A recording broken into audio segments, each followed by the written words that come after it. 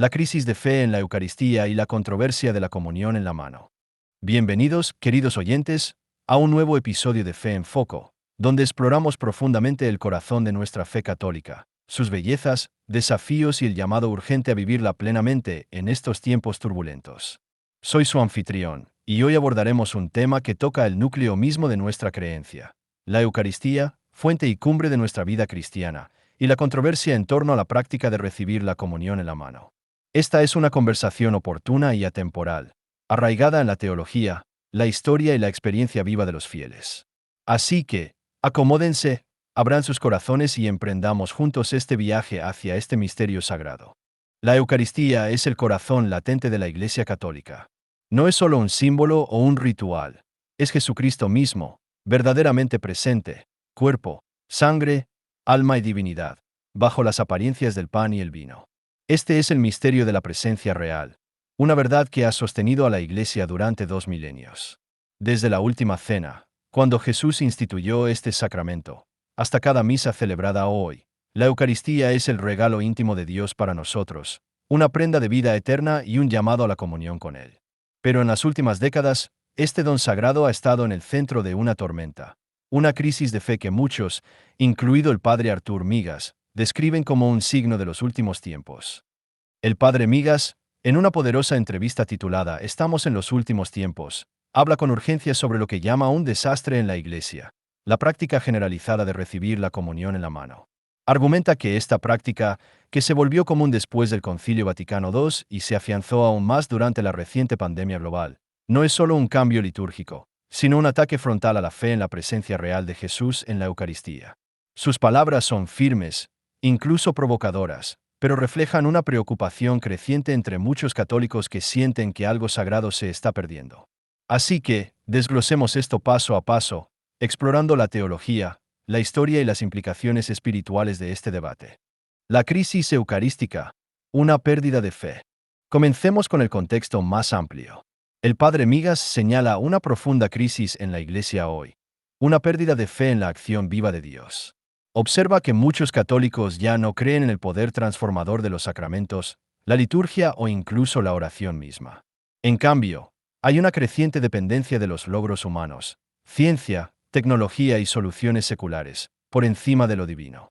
Este cambio, argumenta, es una característica de los últimos tiempos profetizados por Jesús y los apóstoles, un periodo marcado por la apostasía, o un abandono masivo de la fe. En Occidente, vemos esta apostasía con claridad. Las iglesias que alguna vez estuvieron llenas de fieles ahora están medio vacías. Los seminarios que formaban decenas de sacerdotes por parroquia, como recuerda el padre Migas de la España anterior a la Guerra Civil, ahora luchan por producir unos pocos. Los monasterios están silenciosos y las vocaciones escasean. Aún más impactante, algunos católicos bautizados exigen que sus nombres sean eliminados de los registros bautismales, rechazando su fe por completo. Esto no es solo una disminución en la asistencia, es un rechazo de los fundamentos mismos del cristianismo. En el centro de esta crisis está la Eucaristía.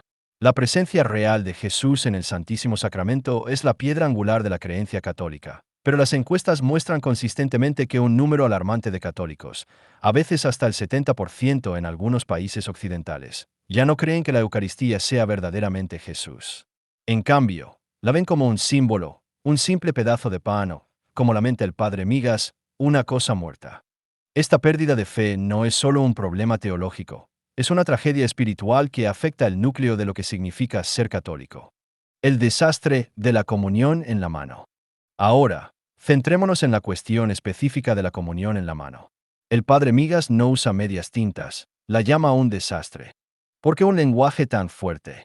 Para él, y para muchos católicos tradicionales, esta práctica socava la reverencia debida a la Eucaristía y erosiona la creencia en la presencia real. Para entender su perspectiva, necesitamos examinar las raíces históricas y teológicas de cómo recibimos la comunión.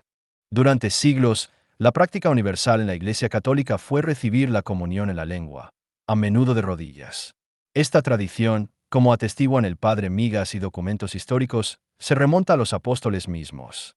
Santo Tomás de Aquino, en su Summa Theologica, afirma que recibir la comunión en la boca es parte de la tradición apostólica, una práctica transmitida por los primeros cristianos que recibieron la Eucaristía directamente de las manos de los apóstoles en la Última Cena. El Concilio de Trento, en el siglo XVI, reiteró esto, enfatizando la reverencia y adoración debidas a la Eucaristía. Papas y santos a lo largo de la historia han reforzado esta práctica. El Papa Sixto I, en el siglo II, prohibió a los laicos incluso tocar los vasos sagrados, mucho menos la hostia consagrada. El Papa Eutiquiano, en el siglo III, prohibió a los laicos llevar la Eucaristía a los enfermos para evitar profanaciones. San Basilio Magno, en el siglo IV, señaló que la comunión en la mano solo se permitía en tiempos de persecución o para monjes en el desierto, cuando el acceso a los sacerdotes era limitado. Estas eran excepciones, no la norma. Para el siglo V, el Papa Inocencio I y San Gregorio Magno defendían firmemente la comunión en la boca como estándar, con concilios como el de Zaragoza en 380 incluso decretando la excomunión para aquellos que trataran la Eucaristía con descuido. Avancemos al siglo XX y vemos un cambio. Después del Concilio Vaticano II, 1962 a 1965, algunos obispos, particularmente en Bélgica, Holanda y Alemania, comenzaron a solicitar permiso para permitir la comunión en la mano. Su argumento se basaba en un deseo de ecumenismo, un intento, según críticos como el padre Migas, de alinear las prácticas católicas con las protestantes. Los protestantes, que generalmente no creen en la presencia real, a menudo reciben la comunión en la mano, de pie, como un acto simbólico. Para algunos obispos católicos, adoptar esta práctica se veía como una forma de cerrar la brecha con las comunidades protestantes. Sin embargo, el Papa Pablo VI fue cauteloso. En 1969, emitió la instrucción Memoriale Domini, que el padre Migas cita ampliamente. Este documento, basado en una encuesta a los obispos del mundo, afirmó que la mayoría estaba a favor de mantener la comunión en la boca.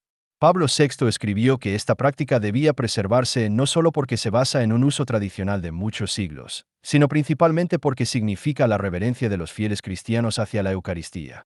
Advirtió que la comunión en la mano podía llevar a una pérdida de reverencia, profanación de las especies sagradas y un debilitamiento de la fe en la presencia real. A pesar de esto, Pablo VI permitió una excepción. En regiones donde la comunión en la mano ya estaba extendida, podía continuar, siempre que se cumplieran estrictas condiciones, incluida una catequesis exhaustiva para asegurar que los fieles entendieran la presencia real. Pero lo que estaba destinado a ser una excepción pronto se convirtió en la norma. Para los años 70 y 80, la comunión en la mano se extendió por todo el mundo, a menudo sin la catequesis requerida. En algunos lugares, como España, según cuenta el padre Migas, los sacerdotes llegaron a quitar los reclinatorios de las iglesias para desalentar el arrodillarse, obligando efectivamente a los fieles a recibir en la mano de pie. Esto, argumenta, no fue solo un cambio litúrgico, sino un ataque deliberado a la fe católica, impulsado por lo que él llama corrientes protestantes o modernistas dentro de la Iglesia. Las consecuencias espirituales. ¿Por qué esto importa tanto? Para el padre Migas, la forma en que recibimos la comunión no es solo una cuestión de preferencia personal. Es un reflejo de nuestra fe. Los gestos moldean la creencia. Cuando recibimos la Eucaristía en la mano, de pie, sin los signos tradicionales de adoración como arrodillarse, corremos el riesgo de tratar a Jesús como algo ordinario, como una cosa muerta, usando las palabras de Jesús a Santa Faustina Kowalska. En su diario, Santa Faustina registra a Jesús lamentándose de que muchos lo reciben en la comunión sin fe ni amor, tratándolo como si estuviera sin vida. Estoy vivo, dice, mi corazón late por vosotros, pero me tratáis como una segunda pasión. Esta imagen es conmovedora. La Eucaristía no es solo un objeto sagrado, es el Cristo vivo, que anhela nuestro amor y adoración. Cuando lo recibimos con indiferencia, corremos el riesgo de herir su corazón. El padre Migas relata la historia de una joven que, durante la misa, sintió que Jesús le decía que no lo recibiera en la mano porque le causaba dolor. Ella quedó tan conmovida que buscó iglesias, a veces lejos de su hogar, donde pudiera recibir la comunión en la lengua. No es una historia aislada. Muchos católicos hoy viajan grandes distancias para encontrar parroquias donde se preserven las prácticas tradicionales, sintiendo que su fe está bajo asedio en iglesias que imponen la comunión en la mano. También está la cuestión de la profanación. Cuando la Eucaristía se recibe en la mano, hay un mayor riesgo de que las partículas caigan, sean manipuladas de manera indebida o incluso sean llevadas para propósitos sacrílegos. El padre Migas menciona el testimonio de María Simma, una mística austriaca, quien afirmó que las almas en el purgatorio revelaron que los obispos que permitieron la comunión en la mano enfrentaron largas penitencias por corromper la fe de sus rebaños. Aunque esto no es doctrina de la Iglesia, subraya la gravedad del tema para aquellos que creen que la Eucaristía está siendo deshonrada. Los últimos tiempos y el llamado a la renovación. El padre Migas enmarca esta crisis dentro del contexto más amplio de los últimos tiempos. Apunta a la profecía de Jesús de que el Evangelio sería predicado a todas las naciones antes de su regreso, un signo cumplido por la presencia global del cristianismo, incluso en países donde es una fe minoritaria. Pero también destaca las advertencias de apostasía, la llegada del anticristo y una sociedad marcada por la rebelión, la búsqueda de placeres y una religiosidad superficial desprovista de verdadera fe. La destrucción de la familia, como predijo Nuestra Señora Sor Lucía de Fátima, es otro signo, con ideologías modernas atacando la santidad del matrimonio y la vida humana.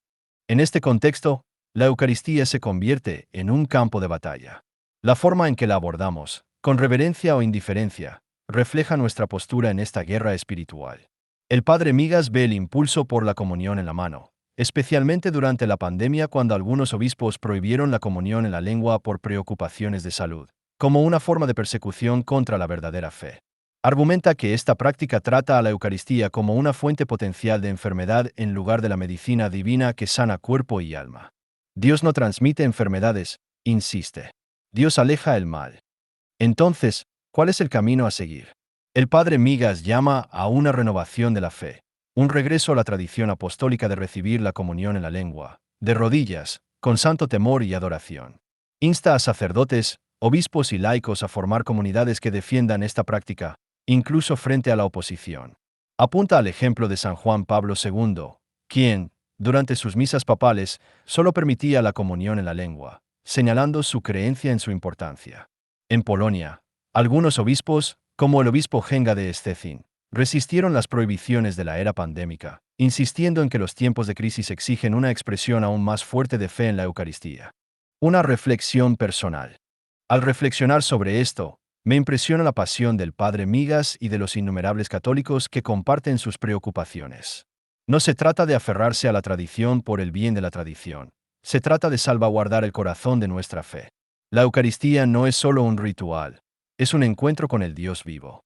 Cómo lo recibimos importa porque moldea cómo lo vemos. Si tratamos la Eucaristía con indiferencia, corremos el riesgo de perder el sentido de asombro que debería definir nuestra relación con Dios. Pero si nos acercamos a Él con reverencia, abrimos nuestros corazones al poder transformador de su presencia. También soy consciente del dolor que sienten aquellos que se sienten obligados a recibir en la mano o que no encuentran sacerdotes dispuestos a distribuir la comunión en la lengua. Su lucha es un recordatorio de que la Iglesia no es un monolito. Todavía hay sacerdotes y parroquias comprometidos con la práctica tradicional, y su testimonio es un faro de esperanza. Al mismo tiempo, reconozco que algunos católicos reciben en la mano con profunda fe y reverencia, y la Iglesia permite esta práctica bajo ciertas condiciones. El pecado, si lo hay, no está en el acto en sí, sino en la indiferencia o incredulidad que a veces lo acompaña. Conclusión. Un llamado a la adoración. Al concluir, quiero dejarles un desafío. La próxima vez que se acerquen a la Eucaristía, ya sea en la lengua o en la mano, háganlo con la conciencia de que están recibiendo al Cristo vivo. Arrodíllense en su corazón, incluso si no pueden arrodillarse con su cuerpo. Adórenlo con el santo temor y amor que Él merece. Y si se sienten llamados a abogar por la práctica tradicional de la comunión en la lengua, háganlo con caridad, valentía y oración. ¿La Eucaristía vale la pena luchar por ella? No con enojo, sino con el celo de una fe que arde intensamente en estos últimos tiempos. Oremos juntos. Oh Jesús, verdaderamente presente en el Santísimo Sacramento, renueva nuestra fe en tu presencia real. Enséñanos a acercarnos a ti con reverencia, a adorarte con amor y a llevar tu luz a un mundo que tanto te necesita. Amén. Gracias por acompañarme hoy. Hasta la próxima, mantengan la fe y que Dios los bendiga.